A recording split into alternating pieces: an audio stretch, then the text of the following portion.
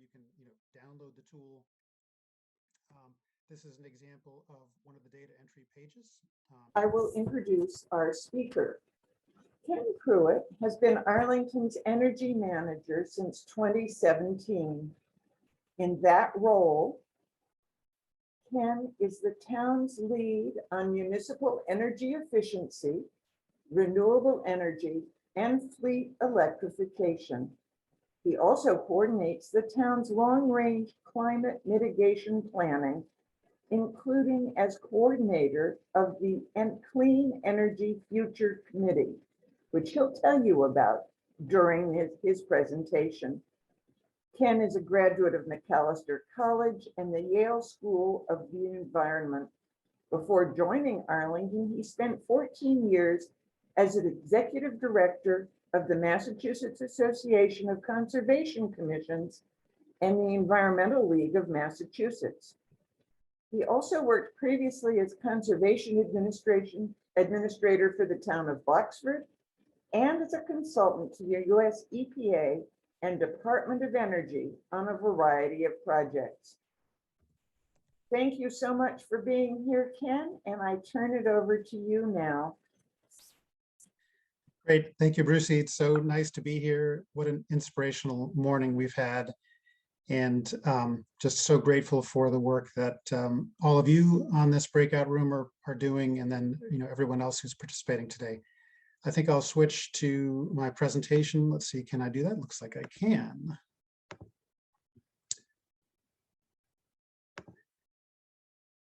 Okay, so I'm going to go pretty quickly because we have limited time. Happy to go back once we hit the question period, but let's jump into it. Hopefully my dog will not see any of her friends walking by on the street and I can be uninterrupted. So how did Arlington get to where we are? It's been a long road, all the way back to the year 2000 through 2005, which was really our first greenhouse gas mitigation plan, which targets we actually met, I'm happy to say. We became a green community in 2010, ran a solarized mass campaign in 2012, did green electricity aggregation in 2017. The town select board made a commitment to net zero by 2050 in 2018 and created the Clean Energy Future Committee to lead us there. I'll say more about that later. We ran a very successful Heat Smart campaign in 2019. And in 2021, we produced a net zero action plan that is the subject of today's talk. So again, in 2018, our select board voted to commit to net zero by 2050. Just to point out that vote and what I'll be talking about today is just greenhouse gas emissions reduction, so mitigation, not resilience, but the town of Arlington is actually doing quite a bit in the area of climate resilience.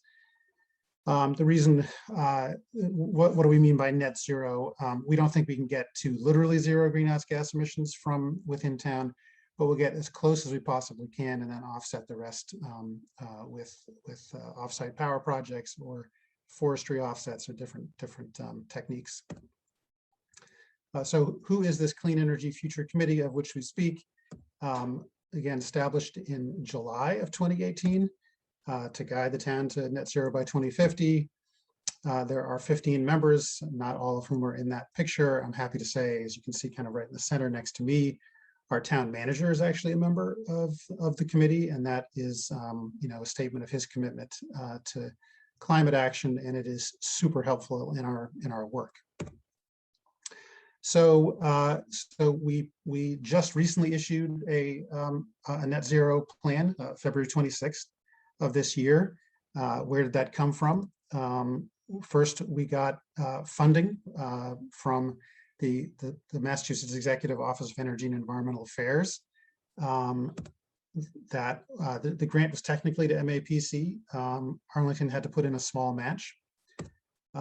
So MAPC, Arlington, and Natick and Melrose all partnered on a project in order to create net zero plans for all three communities, and for MAPC to create a net zero playbook that I'll say more a little bit later. It's a tool that all of you can access for free on the web to help you create your own net zero plan. We began this project in spring 2019, just finished it, as I mentioned, February 26th. And by the way, the overall project included creating a greenhouse gas inventory, which we did with a baseline year of 2017. That 2017 emissions inventory that we conducted, I won't linger on this page, just to say, not unlike the points made by Senator Barrett, transportation and buildings, that's what it is. That's where our emissions come from. That's where they have to be reduced. So how did we know what to put in our net zero plan, how to actually reduce greenhouse gas emissions? So MAPC, through the grant that I mentioned, conducted research on greenhouse gas mitigation measures from around the country and developed lists of measures that they then suggested to us in the areas of buildings, transportation or mobility, how to source clean energy, and climate smart zoning and permitting. We actually took those initial lists, brought them to our 15-member committee, hashed them out over a period of months, decided to eliminate the category of zoning and permitting, and just smushed those measures into the buildings and mobility sections. And we then took all of the measures and modified them quite a bit. We took great liberties, and we also created new greenhouse gas mitigation measures to add into our draft plan. That's an image of what the plan cover looks like. What's in the plan?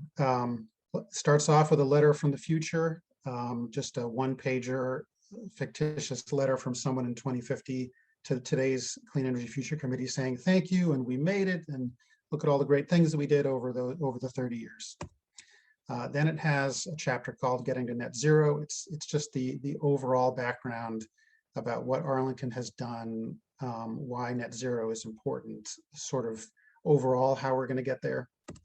Then the heart of the plan is called the roadmap. It's 31 specific concrete measures that we're going to take over the next 30 years to get to net zero greenhouse gas emissions by 2050. And I'll be talking about the roadmap actually quite a bit in a few slides.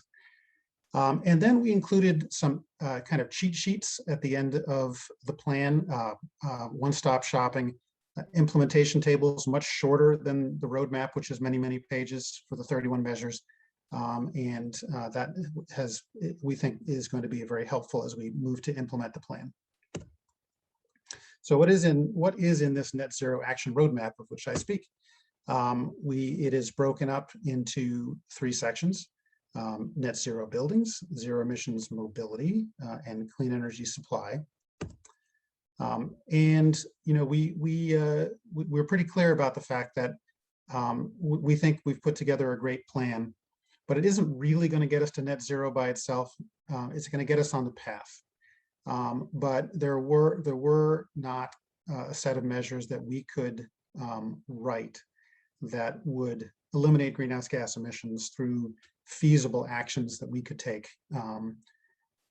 It's going to get us quite a bit of the way there and get us on the path, but there will need to be improvements in technology. We need new federal, new state laws like the climate bill that Senator Barrett was talking about to get there. And we will be revisiting this plan in the future, sort of an interplay between what's happening out in the world and what we're doing locally. So this is key as you think about your own net zero plans, which is presumably why you're in this breakout session. What's the overall framework to get to net zero? As we looked at it, maximizing energy efficiency is key. It's really hard to make a building net zero with any technology if it's super leaky and poorly insulated. Everything needs to be electrified. I think probably most of you on this breakout already know that, but it's real news to the general population. Buildings need to be all electric. Transportation needs to be all electric.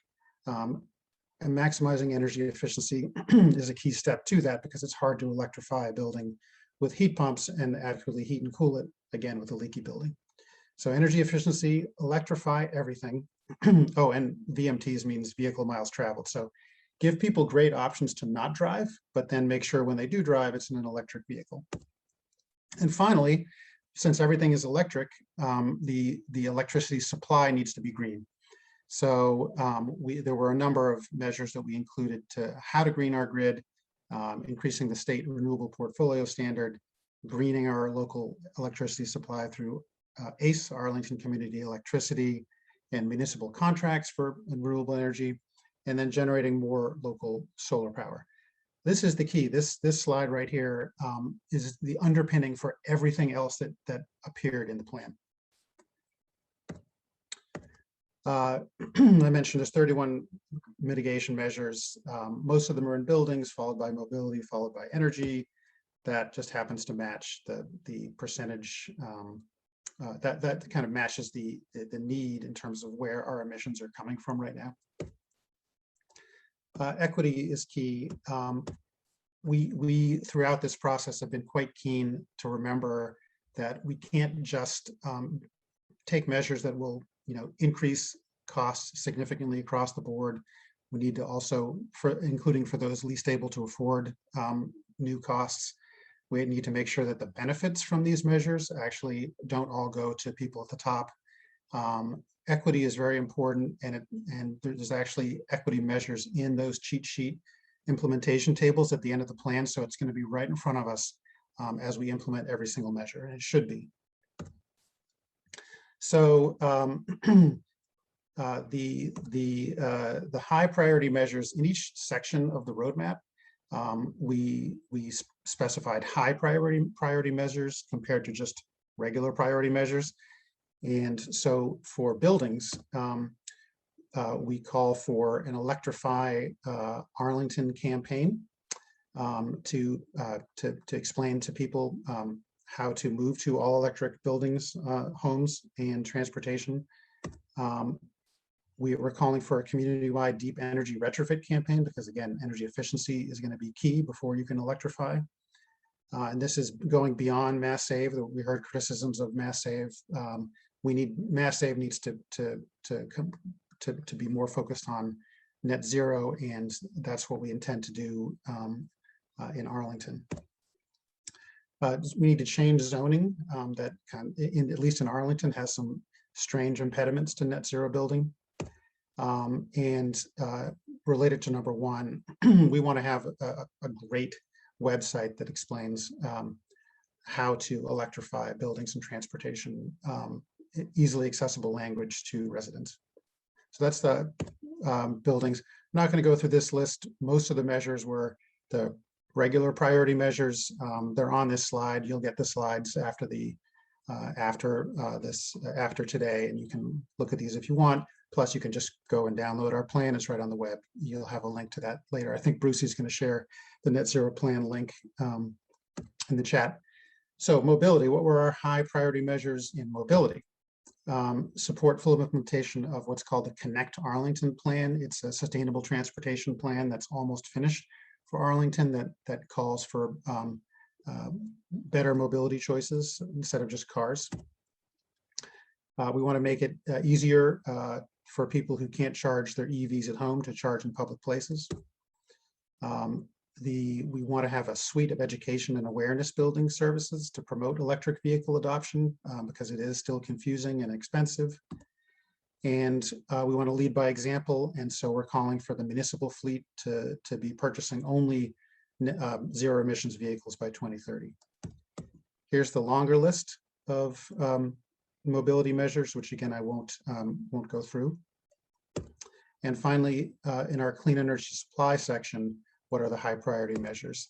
In our Arlington Community Electricity Program, which is our local green aggregation program, we want the default that everyone is automatically joined into when they move into town or already live in town to be 100% clean electricity by 2030. Right now, between the state mandate and the extra 11% that we have in our local program, I think people are only at 29%. It's progress, but we want that to be 100% by 2030.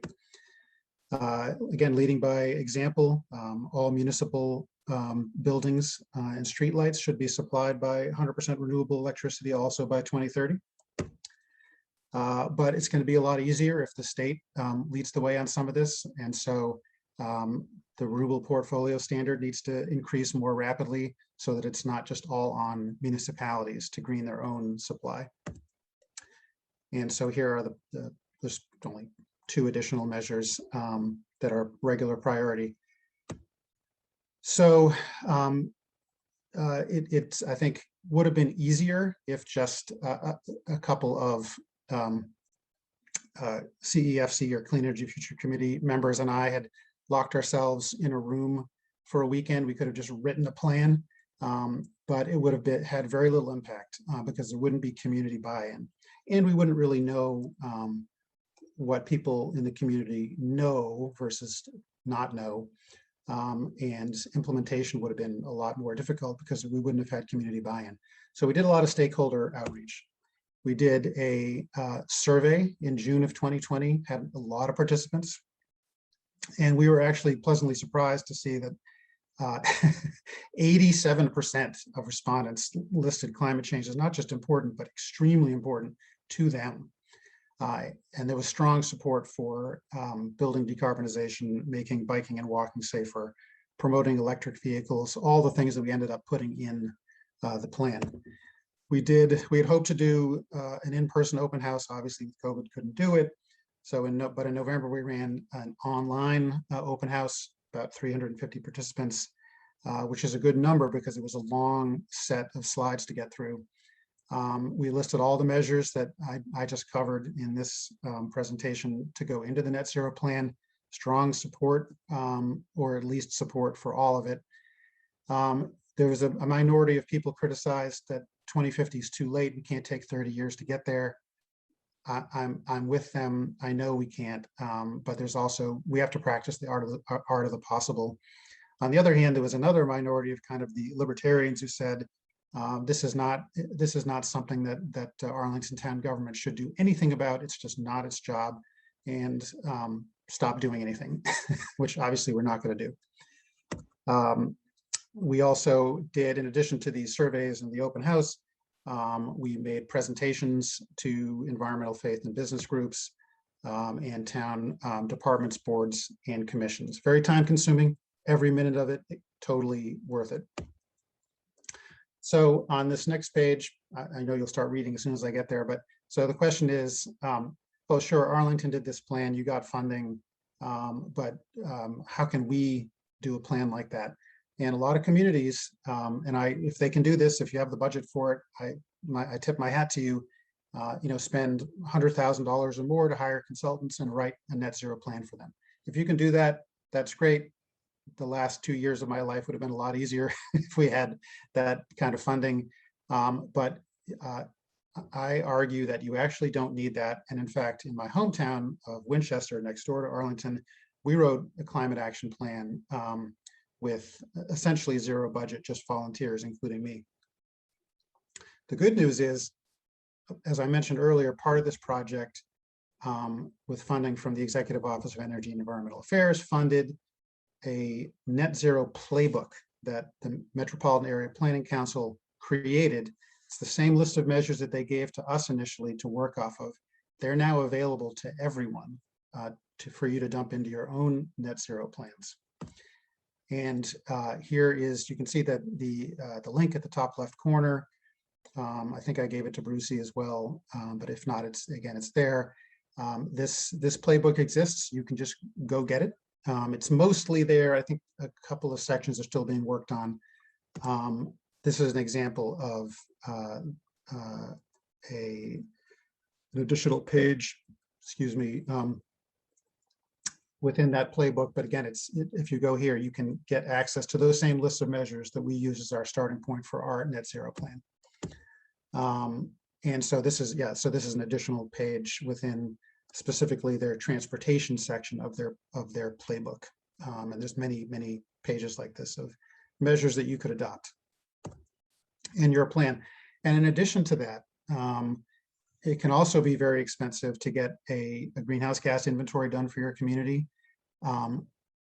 MAPC's project that they did with us and Natick and Melrose also created a free online tool that you can use, where you simply enter publicly accessible data into a spreadsheet, and you then get a greenhouse gas inventory that is actually quite a good one. And as you can see here, you can download the tool. This is an example of one of the data entry pages, and you can see some of the tabs at the bottom, but there's only one data entry page. And for each section, it gives you the publicly accessible data source where you can go get these numbers. I think you can fill this out with a volunteer or two over a period of 8 to 10 hours. It's totally doable. Some small pieces of information you will probably need to get, from your DPW, for example, on trash collection numbers and things like that. But almost all of it is publicly available. And so so the takeaways from that, you can do this. If you do have a budget, the more the better. And if you have staff, in the case of Arlington, that's been clearly helpful. But again, we did it in Winchester with no staff, just volunteers. I would argue that you have to remember this framework. By the way, it's the same framework that Senator Barrett laid out in his presentation earlier. It's buildings, it's transportation, and it's greening the supply, the electricity supply for all those electric buildings and cars and trucks. And absolutely crucial to get community buy-in. We mentioned that a number of people talked about making a bigger tent, stop preaching to the choir. Take the time to really get your community behind what you're doing and involve a lot of people. It will take much more time, every minute of it, totally worth it. And that's it. And that's me in front of one of our solar arrays on top of a school. And with that, I think I'll stop sharing just so that I can see you and you can see me. What time is it? Okay, it took a little longer than I was supposed to. Sorry about that. No worries, Ken. Thank you so much for a terrific presentation. I know you have a wealth of information to share. There has been some trouble with the chat. It may be fixed now. Originally, I was only able to get to the chat in the main room. We had proposed that everybody type their questions in. I am going to take the approach that we should all be unmuted, and I'm allowing you to unmute yourselves. Please raise your hand if you have a question for Ken. I will recognize you and you may ask your question directly. Let's start with Bern from Chelmsford.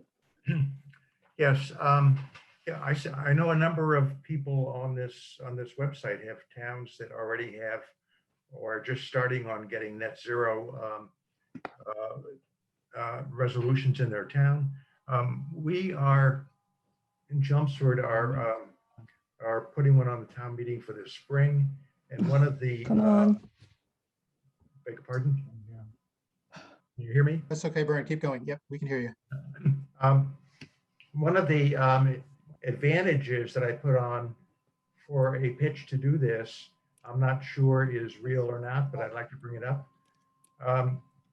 If a lot of the Massachusetts towns have net zero resolutions, and we all have to have them for Massachusetts to succeed, that's obvious. Will the wishes of the towns, if they bond together, be heard better by the state legislature versus each town going separately? In other words, do you foresee an association of towns with net zero that will have more say in what the legislature does versus if we don't do that? Yeah, great question. And I think you're exactly right. Divide and conquer is why we've been less successful than we could have been so far. There are statewide organizations. I used to work with the Environmental League of Massachusetts. There's the Mass Climate Action Network and Sierra Club that are both working pretty aggressively in the municipal space, trying to marshal groups together, cities and towns together for some collective action. But, more can be done. I used to do a lot of work kind of in that area. I was located right across the street from the legislature, and it always better to be seen as a coalition than individual communities. So it's challenging to do that, but it certainly can be done. And why don't I just leave it at that? Your point is absolutely correct. Okay, Can, thank you. can you give us a link to the Net Zero virtual open house? Was it recorded? Could we see it? I didn't know that was happening, and I would have loved to have gone. Yeah. I think it could still be, Brucey, while I keep answering questions, would you mind, just literally I'll Googling? scoot over to the town website and see what I can find. Yeah, I think I'm hoping it's still live. Because also, could we get a link to the slides you used for today's presentation? Those will be coming out. Yeah, Okay. those will be sent out to participants. And if we don't, if we can't get that virtual open house, I can get it to you. So I think it's at the end of it was at the end of my presentation, but if you write down my email address, I'll just say it now because any of you can feel free to contact me, and I'll try to get resources to you that we've mentioned here. So K Pruitt, KPRUITT at town.arlington.ma.us. All right, let's keep going. And by the way, it's 11:33, but I think we have this Zoom account open until noon, and I will stay right up to noon if there's still questions, just so you know. Okay, who's next? I see Beth Perkins with her hand up. Hi, thank you, Ken. We're just beginning to prepare our net zero plan in Westford, and I'm so impressed by the work that you've done, and I know other towns that are out in front of us. And it's kind of tempting for me to wonder how much could we kind of take from what you have already studied and looked into versus reinventing, a plan that might take us 2 years to get there. For instance, we heard today that buildings are our biggest issue in retrofitting buildings. Are there ways, I guess, that towns that are just beginning could kind of lean on what other towns have already done so that we don't need to start from zero, basically, in our plans? Although we kind of want to balance that, I guess, with getting community buy-in, and I guess the community needs to go through some of this in order to get the buy-in.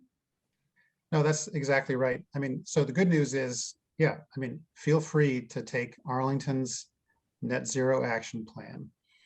And if you want, I'll even send you the Word version. And, change the name on the cover, and make small edits all the way through. It's obviously a little more complex than that, but no, absolutely, no need to reinvent the wheel. And again, the Net Zero Playbook on MAPC's website, also a great list of measures. I think that's a good place to start. And that will save you a lot of time, but then you do have to, I would argue strongly, you do need to go through the process of, there should be a committee that's working on this. It should draw from different parts of the community, not just the enviros. And you have to bring people with you. When we first started this work 2 years ago, if I had just said to the assembled committee, well, obviously we need to electrify all buildings and transportation and then green the grid. And then, I mean, that's it. That's the framework. 3/4 of the room would have said, electrical, energy is super expensive and inefficient. Well, we're talking about heat pumps. What's a heat pump? I mean, so you can save a lot of time with the initial set of measures that you can crib from others. But then you really do need to bring the community with you, starting small and then building concentric circles outward until a critical mass gets it, especially town leadership. But yeah, and good luck. Thank you. You're welcome. Let's see, can I put this to gallery view? I only see the speakers. There we go. Now I can see everybody. All right, looks like Eric has his hand up. Brucey, I'm sorry that I'm taking over the, I know you're supposed to be moderating. No, this is totally fine. I was busy answering a question. I was not able to find a functioning link on the town website. Yeah, I think, however, I could get MAPC because they actually hosted the virtual open house on their server. I think I could get them to unlock it and share the link again, which I can do, but not during this call. No, definitely not. So yes, Ken, keep on. We're a good team. You go ahead. Okay, great. All right, Eric, go ahead. Hi, yeah. As I noted a couple of times, I'm a recently elected commissioner of our local MLP called the Groton Electric Light Department. And besides the fact that I'm always pushing back against people who want to prioritize things other than converting to renewable energy, my biggest question is, the reason I joined this group is that I am definitely interested in helping the town move to a net zero plan. And I was just wondering, basically, obviously I want all the materials. But I think there's a pretty sizable element in Groton that's going to be pretty resistant to this stuff. And so I guess I'm asking for more resources to help me to, figure out whom to reach out to and so forth. That's okay. Well, kudos to you for jumping into the lion's den like that, and trying to get this done from the inside of an MLP. That's really excellent. We need more people like you at serving in MLP boards. So I would say, the resources like lists of measures and existing plans like Arlington's Net Zero Plan or Winchester's Climate Action Plan, and there are many other communities. That's kind of the easy part. The two hard parts are initially getting buy-in. So I would say that, I would hope that you have some kind of, volunteer group, a sustainability group, citizens group of some kind that could be made fairly large, like not 3 people, but maybe 15, 20 people, that can, do public information events, sort of begin to sell the concept to the town that, hey, we should pay attention to this and it's important and we can actually make a difference. Right. I would say once that campaign has gone sufficiently far enough, quote unquote, sufficiently, you can then take it to your select board or even town meeting for more of an official statement of, okay, let's do this. We're going to make a net zero commitment, or we're going to make, even if it's not net zero, an 80 by 50 commitment or what have you. Then, try to get also as part of that commitment, a commitment to write a plan. Again, that as hard as that is, it's actually the easy part, because the hard part is then implementing the plan. I didn't really talk about that very much in my presentation, but right. What we propose to do in our net zero plan is going to be devilishly difficult to get done, a Herculean effort over months, years, and decades. Right. And you mentioned the pushback that you're likely to receive, even in a pretty progressive place like Arlington. Once people start to realize how this is affecting them in their direct day-to-day life, some will definitely, who weren't paying attention, will be opposed. There's no question. Yeah. But on just the resource portion of it, that's the easy part. Happy to share our plan. The MAPC's playbook is great, so on and so forth. I hope that's helpful. Brucey. So Ken, I thought I would jump in for a minute to also answer Eric's question a bit. Eric, I'm the co-chair of Sustainable Arlington and a longtime volunteer with Arlington Mothers Out Front, among other groups. And I would be happy to talk to you further about developing community support, if that would be useful. Yes, I would love it, because I'm kind of a neophyte. I've only been on the electric board for a few months, and I already know who my target is. Not this year, but next year. Yeah. So I dropped my name and email into the chat, and you're welcome to contact me further. Okay. I'd be happy to talk. Yes. This is Haley Passas from Midfield, and we're just beginning. So we have town meeting in the middle of May, and we're having a warrant article out to align the town with the state climate goal and make an action plan. I've already made an inventory for the town, and I wanted to speak to Eric about, this is an example of what we're trying to do. Unfortunately, we don't have the 15 to 20 people volunteers. It's a smaller group. But we're distributed in 3 areas. One is the Midfield Energy Committee that works with the Board of Selectmen and also advises the other committees and boards in town, and trying to push them to consider net zero energy efficient solutions.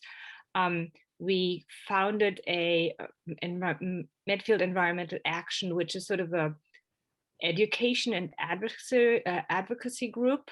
So we are just a group of volunteers, not a charity, nonprofit registered. And then we also founded Sustainable Midfield, which sort of brings together different groups in town, all the churches and library and any group, the Boy Scouts and stuff like that. And we meet only quarterly, and we're just about to adopt the Mass Energize platform to that group. And so that is going to be run as a charity and no advocacy, just education and outreach and sort of integrating people. And that brings me actually to another point that I wanted to make. So I just wanted to sort of have that framework. We're also talking to the schools, the environmental club, the AP environmental science, the social studies, AP government, that sort of thing. We feel very strongly that our kids are much too polite, and that if they want to learn to be impolite, they can join the Sunrise Movement. Well, they don't. They're overworked and scared, Right. But we also feel if they made their voices heard, I think people would listen much more to them than to us. And so those are the three-pronged attack that we're trying to make, and unfortunately most of us are in all 3 of these committees. It just gives us different ways of acting and slightly different audience. And what I wanted to actually ask Ken, first of all, thank you very much. This is really useful and exciting stuff. And what you're saying is completely right. Actually, writing the action plan is the easy part. It's the salesmanship and buy-in that is really hard. Right. And really what we're trying to do is create a social movement slowly from the ground up. And, as you said, you need to reach critical mass, which I understand from research is about 25% buy-in. And then people see that their friends and neighbors do it and everybody will join. The one part that we gets confusing as people join us or talk to us is the inventory and the priorities we set. Obviously, with the MAPC tool, the main contributors are transportation and housing, obviously. But then you talk to people and they start talking about, their food choices and airline travels. And these are seriously big contributors too. And so it's, I sometimes try to initiate that conversation about there's not only one inventory and you can measure your impact in different ways. So one way we're trying to circumvent this is to have the inventory on the town website, the MAPC tool, but then have like on the mass energy side, have things like calculate your own carbon footprint, where you can be much more personal and integrate all those choices. Right. Really, this is fantastic. I wish you would join a Sustainable Arlington meeting for a further conversation. I would love that. And I will bring some of my friends. Please do. Our next meeting is I believe, Wednesday, March 24th, and you can find us at sustainablearlington.org. Mm-hmm. Are there any other questions for Ken? Yes, Cindy. Hi, everybody. Ken, thank you for the presentation. Brucey, thank you for moderating. Thank you to Sustainable Middlesex. Heard so much about you guys, so happy to meet you. I'm from Sustainable Lexington. I've been on Sustainable Lexington for a couple of years. But one thing that I wanted to point out in my experience of trying to write and implement sustainable action plans or climate action plans.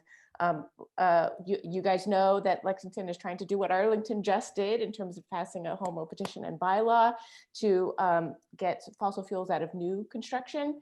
But what I wanted to say hopefully help some of these people.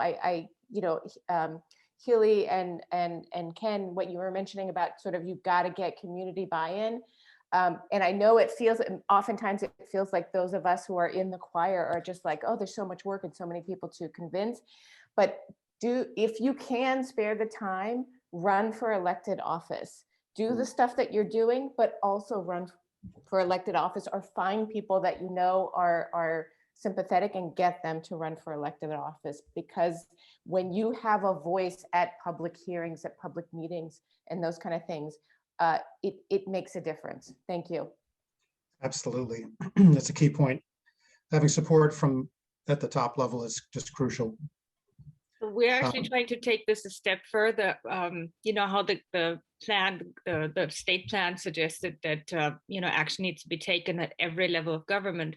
So we strongly feel that once the town adopts the net zero goal, that all boards, committees, and commissions need to have a net zero goal for themselves and either run their plans by the energy committee or have a representative there, which is, that's going to be next step and an uphill battle. But if everybody just putters along that like they did, that's not going to get anybody anywhere. Yeah. Thank you. Eric, did I see your hand up? Yeah, I just wanted to give a shout out to the Environmental League of Massachusetts, which is the reason that I decided to run, because they asked me to. And so here we are. I'm actually an electric light commissioner, and so and I'm very pleased with where we're going, actually. So Eric, was that the ELM Action Fund that recruited you by any chance? I'm not sure whether it was ELM Action or just the ELM. That's okay. I used to work there, so I'm just curious. Oh, right. Well, So anyway, they as a commissioner, I don't have a huge amount of power, but I do have the ability to keep these issues surfaced and to mention the issue that, we're going to be losing some of our nuclear power in 2030 and the rest of it in 2050. And that means that, you know, unless we start planning now, we're going to wind up going with more fossil fuels when that goes away, and that can't happen. So Right. anyway, No, that's exactly right. I did want to mention one key point, which is in terms of broadening the tent and stakeholder outreach and bringing the community with you. You know, we are facing a climate crisis. It feels daunting, frightening, but it's hard to build a coalition off of negativity. yes, So I think yes, the good news is that at this stage, unlike, you know, some fairly recent times in the past, I think the public is basically aware that there is a serious climate problem, and they know something needs to be done. I think where we can be most effective is in saying, yes, there's this crisis. Yes, it's scary, but guess what? We have local solutions that we have the power to implement that really will help solve the problem and improve conditions, even locally. You know, yes, so that's painted true. in a positive light. Yes, absolutely. Like, for instance, we are in the process of replacing our 2 megawatt diesel peak power generator with a battery pack. That's great. Yay. And also we have funding for 3 public EV charging stations. And now we're just figuring out where we're going to put them. Yep. So I'm going to jump in for a moment. We've had a note from the main room that all sessions will wrap up at 11:55. Our breakout room will end then. So we have just a few minutes. And I would like to thank Ken for his presentation and each of you for coming and attending this session today and learning more about municipal net zero planning. If there's a moment or two left, please feel free to jump in and ask Ken a question.